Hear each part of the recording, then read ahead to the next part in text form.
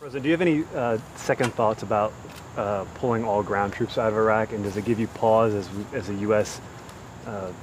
Is possible is doing the same thing in Afghanistan? What I just find interesting is the degree to which this issue keeps on coming up, as if this was my decision. Under the previous administration, we had turned over the country to a sovereign, democratically elected Iraqi government.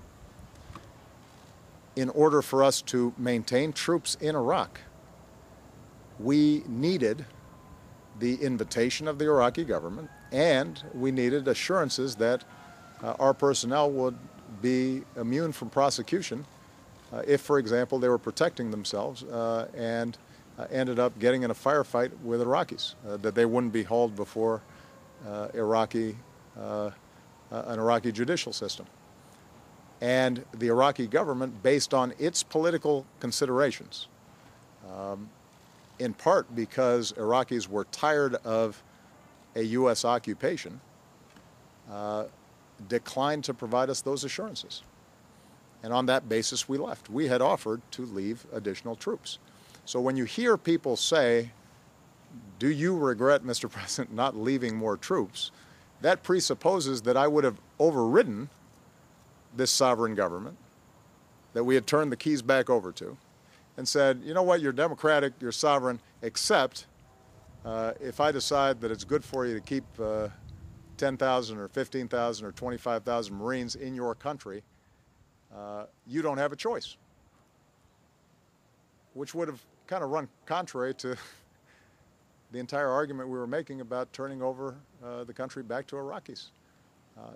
An argument not just made by me, but made by the previous administration. So let's just be clear. The reason that we did not have a follow-on force in Iraq was because the Iraqis were, a majority of Iraqis did not want U.S. troops there. And politically, they could not pass the kind of laws that would be required to protect our troops in Iraq. Having said all that, if in fact the Iraqi government behaved the way it did over the last 5-6 years, where it failed to pass legislation that would reincorporate Sunnis and give them a sense of ownership, if it had targeted certain Sunni leaders and jailed them, if it had alienated some of the Sunni tribes that we had brought back in during the so-called awakening that helped us turn the tide in 2006. If they had done all those things and we had troops there, the country wouldn't be holding together either. The only difference would be we'd have a bunch of troops on the ground that would be vulnerable. And however many troops we had, we would have to now be reinforcing. I'd have to be protecting them, and we'd have a much bigger job. And probably we would end up having to go up again in terms of the number of ground troops to make sure that those forces were not vulnerable.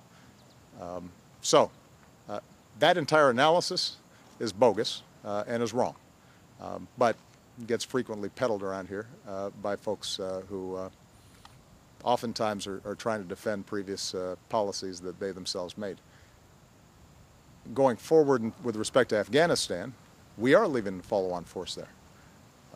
I think the lesson for Afghanistan is not the fact that we've got a follow-on force that will be capable of training and supporting Afghan security efforts. I think the real lesson in Afghanistan is that if factions in a country, after a long period of civil war, do not find a way to come up with a political accommodation, if they take maximalist positions and their attitude is, I want 100% of what I want and the other side gets nothing, then the center doesn't hold. And the good news is that in part thanks to the excellent work of John Kerry and others, we now are seeing the two candidates in the recent presidential election start coming together and agreeing not only to move forward on the audit, to be able to finally certify a winner in the election, but also the kinds of political accommodations that are going to be required to keep democracy moving. So that's the real lesson, I think, for Afghanistan coming out of Iraq, is if you want this thing to work, then whether it's different ethnicities, different religions, different regions, they've got to accommodate each other. Otherwise, you start tipping back into old patterns of violence, and it doesn't matter how many U.S. troops are there.